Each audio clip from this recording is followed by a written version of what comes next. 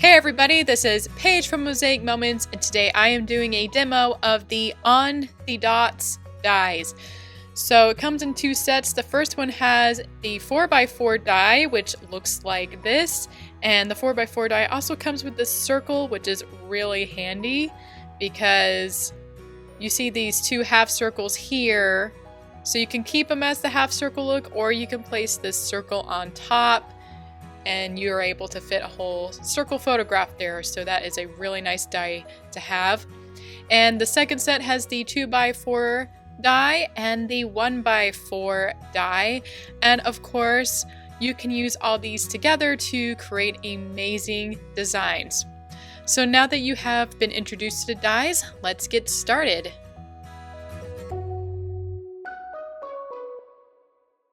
To use these dies, you will of course need a die machine. I am using the Sizzix BigKick. And first I'm going to start with the 4x4 on the dots die. I'm only going to cut this one time today. And you always want to make sure you have a piece of paper that's a little bit larger than the die itself. And then you roll it through the machine like I am doing here. And then I'm going to pick it up. And this one, the whole frame just fell out. So you're going to have all these excess pieces, but we just want to keep that frame piece is what I call it. And that's the piece that makes the actual die shape. All right, I'm going to take these pieces out. And this die is really thin and flimsy. It is an adventure level die, so keep that in mind and be careful. All right, so we have that one cut. All right, now I have the same sheet that is the same color as before, and I'm going to be cutting with the 2x4 on the dots die. And I do have the die at an angle, and it's something we recommend instead of putting the die straight through because we find it has a much smoother and cleaner cut. And again, you want to save the frame piece, and it looks like this piece with the two half circles inside the rectangle. Last, I'm going to cut with the 1x4 on the dots die. So going to have another piece of paper here, and I have the die at an angle, and then you roll it through the die machine. And again, we're going to keep that frame piece. So I'm going to take out these excess pieces, and I will be discarding those. And if your piece does get stuck, you can use a sharp pair of tweezers, stick it through one of the holes, and then peel the die cut out of the die itself. And so you should have a piece like that with a little semicircle. Right now I'm going to be cutting some background pieces. This is the 2x4 die from Basic Die Set B, and I'm going to be cutting this 4 times, and it'll go behind the 2x4 on the dots die. And having a background piece is great. This one will be showing through the dies, but they're also great because the dies are really thin and they can get warped very easily on the grid paper, so these pieces kind of help give them extra strength, and you can kind of see them being lined up better on the grid when you have this background piece. So here I made another piece with the 1x4 die from set D, and so of course that'll go behind the 1x4 on the dots die. I'm bringing back the 4x4 die again. This time I'm just going to get these little corner pieces. So what I did is cut 4 little sheets of paper, and I'm sticking them or placing them on top of each corner here, and then I'm going to roll it through the machine. So instead of cutting one big piece of paper, you can cut smaller pieces of paper and just cover the parts you'd like. You notice the die is the flat parts on the bottom. I find when you want to cut little pieces like this, it's easier for me to have the die with the cut part facing up, and that way I'm not figuring out where I need to exactly place these pieces of paper, and I can cut them through all at the same time. All right, so I have those little pieces, and now I'm going to start gluing the back of the 4x4 on the dots die. This is the Dotto glue dispenser. This is an older version of the dispenser. It's not the usual pink one.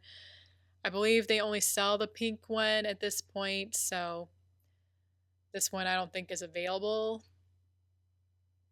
At least currently we have not found it for sale in America anyway. Alright, so I glue each corner, and I glue along the edges here wherever I can. And then I'm going to stick this die right in the middle of my grid paper here. And you want to make sure you line it up right in the corner and then cover up these top lines here like I'm doing now. And then make sure the left lines are also covered. And if you need to, the repositionable glue is handy in case you need to reposition it. Again, these dies are a little bit tricky because they are very thin, and like I said, if you need to, go ahead and cut a 4x4 base piece because that'll help you line it up on the grid easier. These die cuts are just a little bit flimsy and can get a little warped on the grid paper, and it might be hard to line them up on the line. So if you have difficulty doing that, make sure, especially if you're using these dies for the first time, I recommend doing that. I've had a lot of practice with the adventure dies, so at this point I kind of know how to get it on the grid paper correctly. And usually when you start filling it in with your photographs or paper, it kind of straightens it out to put stuff inside it too. The main goal is to make sure the top line and the left lines you place the die on are covered up. As you can see, I already started gluing down the back of the 2x4 on the dots die. Pretty much doing it in the same way. I make sure I glue down each of the corners really well and then get along the edges and glue some of the parts of the semicircle. So the 2x4 die is going to go right next to the 4x4 die on every side, so those semicircles should line up just like this. And this is, you can do multiple designs. This is the design I'm doing today. I'm using a design that uses all of the dies. So if you want to copy what I'm doing, basically you'd have the 2x4 dies around the edges or next to the 4x4 die. And then last you're going to place on the 1x4 on the dots die, and I'm gluing it down again, making sure I have each corner. I just kind of tap the glue down because I don't want to accidentally rip it or bend it if I took the glue and actually made a strip of glue down the die. I might rip it, so I just pat it down. And the 1x4 die is going to go next to the 2x4 die every time as well. So basically you're going to have those two little circle designs are going to be right next to each other on this particular design. And I just remembered I forgot to place down my background pieces, but anyway, you kind of got to see how you would place it on the grid paper, right? But there is the option of placing down a background piece, or a base piece is also what I call it. All right, so I have a piece of pattern paper here and the 1x4. So I'm placing them down the same spots as I would put my on the dots dies. So it's pretty nice to have these because it does make it easier to line up your adventure dies. Because again, they are pretty fragile and they're pretty thin. But that's part of the adventure, right? So I'm line them up carefully and take your time. A lot of people comment how easy we make it, but just I like to remind people I've had a lot of practice with these dies, so once you have a lot of practice with them, they definitely become much, much easier. And now I'm just gluing down the rest of my base pieces to get them out of the way. So we're going to have the 2x4 dies around the 4x4 on the dots die, and then the 1x4 pieces are going to go next to the 2x4 pieces. So, and here I just use a pattern paper. This is actually the back of one of our grid papers from the Happiness collection. They kind of have like a little flowery look, and I thought it would be nice. It looks really good with this Plum 12x12 grid paper. This grid paper is from the Fresh and Fruity collection. If you haven't tried it out, I definitely recommend going to snapandcrop.com and looking at this collection. Anyway, so now I'm placing the on the dots dies on top of the base pieces, and I do feel once you have those base pieces down, this part goes faster because you're not trying to line it up on the grid lines. That's figured out for you already. So really you're just placing it on top of the cardstock or pattern paper, whichever one you use. The next step is to cut your photographs, so I'm bringing back the 4x4 on the dots die. And just a note about this die, you'll see there's semicircles on each side here. And so you really want to make sure your subject is right in the middle, because any subject could be easily cut off awkwardly if they were even on the side a little bit. So here my subjects were fairly far away. It's the Walt and Mickey statue, and you can see they were right in the middle of that photograph. So that's something to keep in mind if you want to use a photo in the middle of that frame. Next, I'm going to use this circle die, and this is a great die for little details. So if you've never been to Disneyland, and by the castle there are these little statues of different Disney characters. So this one is Dumbo. And so the circle die is great for putting in these little detail shots on your page, because I don't necessarily want these to be a main subject. Sometimes you might, but in this case I thought they'd be really cute to put in the circles. And you probably see that I do have prints that are very small. We have our own photo printers at the office, and I think it's worth investing in at-home printers, especially if you plan to do a lot of pages with the adventure dies, because it's really handy to be able to resize any photos you want at any time. It's a little more difficult. You know, these photos were so close up, if I left them at the 4x6 size, there's no way they could fit in these circles. So I really like having the at-home computer, and usually most programs allow you to change the photo size to whatever you want, even down to a 1x1 inch size. And yeah, just take your time. I'm placing the circle carefully over the parts of the photos I want to crop. Okay, and once you roll them through the machine, you can separate the die from the rest of your photo, and then they're ready to be put on your page. Alright, once your photos have been cut, you can add them to your page. So here I glued down the edges and the center of my photograph here, and that'll of course be the focal point of my layout.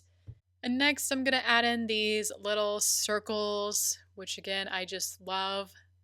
This is the best part about the On the Dots die set, is these little circles.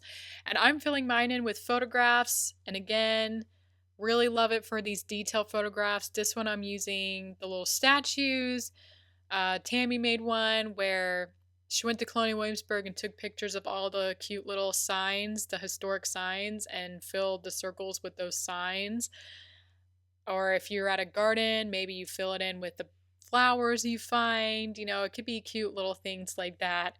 And I just love these circles for that. And if you didn't want to use photographs or didn't have any that could fit in this space, you could use designer Jody. She filled her circles one time with pattern paper and then used the alphabet dies to make a title, or you can fill it in with the year. You have a lot of options with these circles, so have a lot of fun with them. And the top photo, to me anyway, looks a little bit crooked. So what's nice about the repositionable glue, especially if you're using these kind of adventure dies, is I can pick it up and move it and straighten my subject. So yes, that glue is really handy.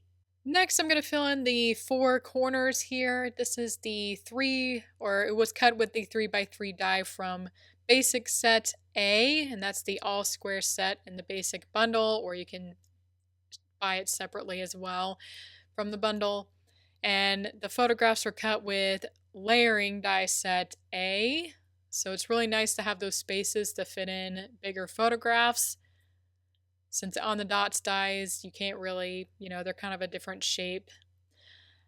So next, I'm filling in these 4 corners. I use Desire and Create a sticker machine, which I love that machine for these small pieces.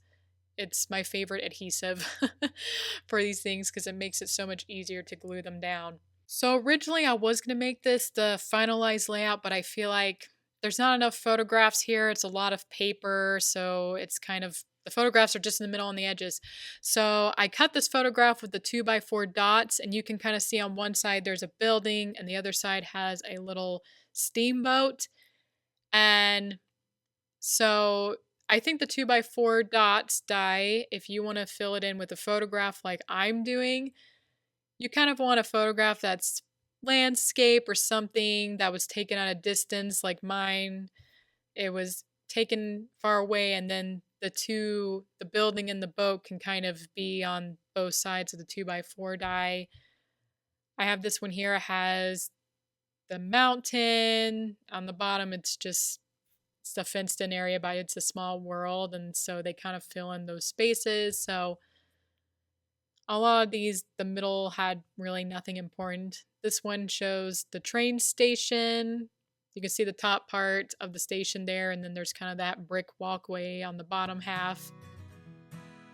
So I would recommend taking your 2x4 on the dots die and then putting it over your photographs and see which ones will work with this die. Again, making sure. So again, over here I have the buildings, and you can see the one big building on one side and another building on the other. So you want to make sure it's a subject, again, that's taken further away and where the subject can be seen on the two bigger sides of the 2x4 on the dots die. Anyway, I hope that made sense. If not, let me know below and ask any questions you have about the on the dots dies. And I really wanted to emphasize the paper and the semicircles, so I decided to cover up the two sides of the 1x4 on the dots die cuts.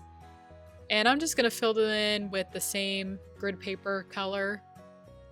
I wanted to keep it simple because that pattern paper is a little bit busier.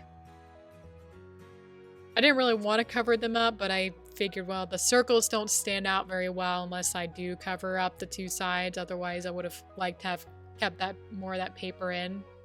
But now you can see the semicircles stand out a lot more now that I'm covering up the two sides here. I really like how on this design you have the option, if you wanted to, you can make them all the full circles or keep them all semicircles, but I decided anyway to make the 4 the full circle and then leave the other 4 the semicircles. Anyway, we have now reached the end of today's demo. I hope you enjoyed watching the on the dots dies. They are fantastic. They make fantastic designs. I hope you guys will be able to try it out. It's really fun, especially if you are a fan of circles. This is a must for you. Anyway, let me know if you like this video by giving it a thumbs up, and also don't forget to subscribe so you can be updated on future tutorials. Anyway, have fun scrapping at home, and I'll see you next time.